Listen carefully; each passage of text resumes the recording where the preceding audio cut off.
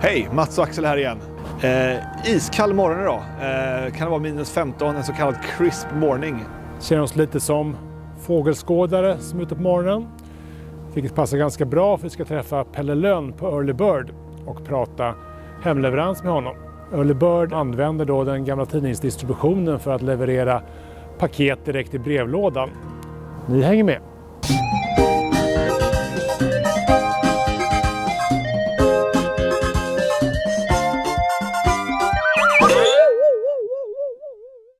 Ska vi liksom gå... Kommer man runt där? Eller det gör man. Men Pelle, en kort bakgrundshistoria om Pelle Lönn. Vad har vi på Pelle? Oj, den är svår att göra kort, men uppvuxen i Sandviken, startade kabel-tv-nät, hade planer på att starta eget som gick åt pipa, snubblat på lite bananskal vidare hela tiden, var operativ chef Swedcirc. Så där började min resa.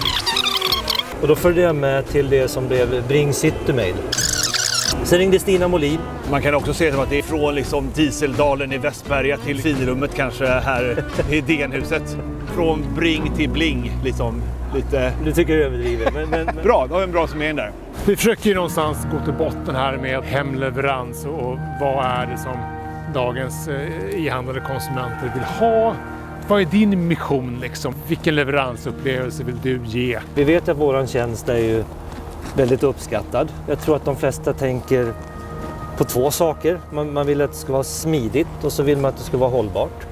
Och sen betyder väl det lite olika saker beroende på vart du är och vad du beställer. Min dotter, hon tycker det är magiskt när hon öppnar ett fack med Instabox. För hon slipper prata med någon.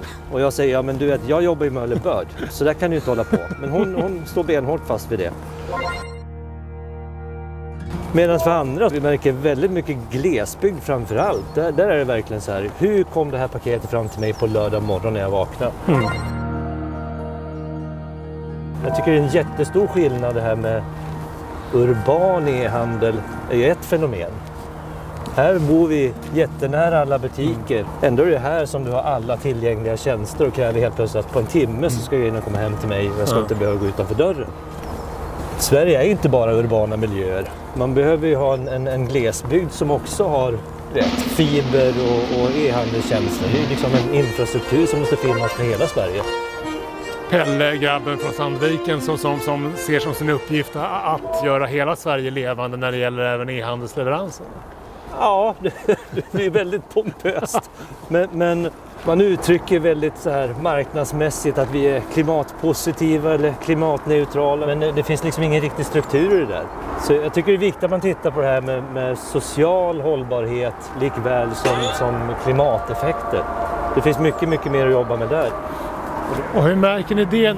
Tar man som klimatet på allvar? Är man liksom villig att betala en extra slant för det, eller är det mest fina ord, eller hur? Jag tycker det blir en otrolig skillnad bara på de sista 2 åren. Man är mer och mer genuin och menar på riktigt att man vill ta ett ansvar. Jag tycker också att det är ett delat ansvar från konsument, e-handlare och transportör. Alla måste ju liksom bidra till att få till det så att det sker på riktigt. För 2 år sedan så startade ni liksom tjänsten Early Bird då. Vad var liksom de största utmaningarna med att skapa en ny tjänst? Ja, jag tror att för oss var väl nyckeln någonstans att skapa ett momentum. Och för att skapa momentum behöver man ha en bra täckningsgrad. Det tror jag var nyckeln för oss. Tjänsten i grunden har ju sina USPar. Den är ju så stark just det här med morgondistribution, många dagar i veckan, lördagar. Det skapar mycket positivitet hos mottagarna.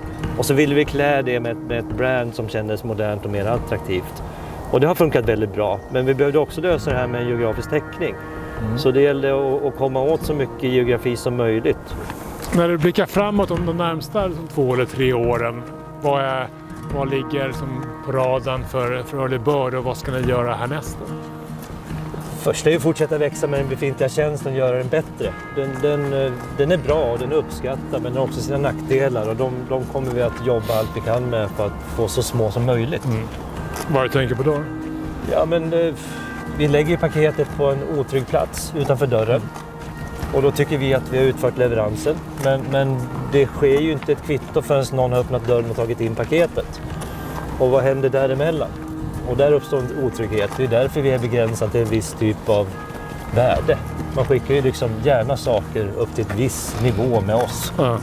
Men en Rolex-klocka eller en iPhone kanske går i en annan kanal. Vi kan också tänka oss att expandera tjänstemässigt. Den tjänst vi har nu som är till brevlådan, det är en sak. Vi ser framför oss att vi kan värdera kvällsleveranser också. Vilka är Early Birds största fans?